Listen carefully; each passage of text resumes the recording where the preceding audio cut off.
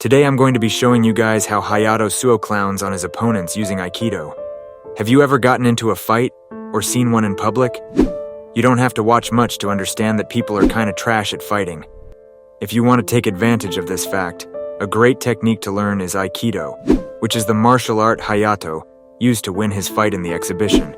We all make up fantasies in our heads where we defeat our opponents with relative ease. In Aikido, just a bit of experience can bring that fantasy to life. Know that getting classes will always be better than learning online, but for those who can't get classes, this is primarily for you. Let's begin with the basics. Aikido is an art that aims to not harm the opponent severely, and you can see this as Hayato only trips up Kanuma during their fight and only really lands a few pokes on him. The point of not hurting the opponent lies in the philosophy of Aikido itself.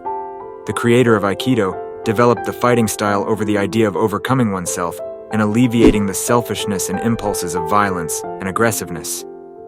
During street fights using Aikido, you usually never strike first. You always wait for the opponent to throw a punch for you to grab them and use your techniques. I've made a program covering most of the basics, so make sure to have it open during this video. The two main attacks in Aikido are the grabs and joint lock. If you want to become proficient, you'll have to focus a lot on these two. For the grabs, the whole concept is redirecting the opponent's energy towards them. Then you follow up with a joint lock to get them into an uncomfortable position where you can then take them into the ground. This part obviously takes a lot of practice, so try to get a partner or even join a class. But when you constantly trip up your opponent, others will just think you are strong without you even having to actually attack anyone. Observation is essential, so learning to not flinch is vital. You must get the timing right, so it will help with coordination and other cognitive functions for the brain. And with any martial art, your physical well-being will increase as a byproduct of your training. Aikido is the most humiliating technique to your opponent because it constantly makes them fall over and stay on the ground. All the while it seems that you are exerting no effort. If you want to resolve issues peacefully, then Aikido is also the best martial art for you. Make sure you practice repeatedly, at least 3 times a week, so you keep the techniques fresh in your mind.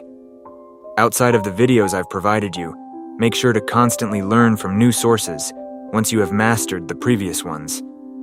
Finally, analyze your technique and have others examine it if you can. Try to join a call with someone who practices Aikido, or even try to find a sparring partner, which is actually very beneficial for learning. Like Mike Tyson says, everyone has a plan until they get punched in the face.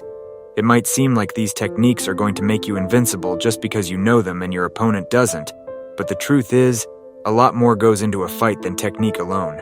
Speed, stamina, and strength all play a role in fights, so make sure to train up on those too, so you don't lose due to your weak composure.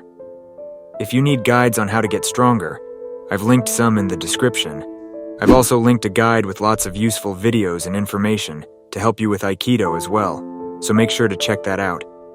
I hope you liked the video and gained some useful information.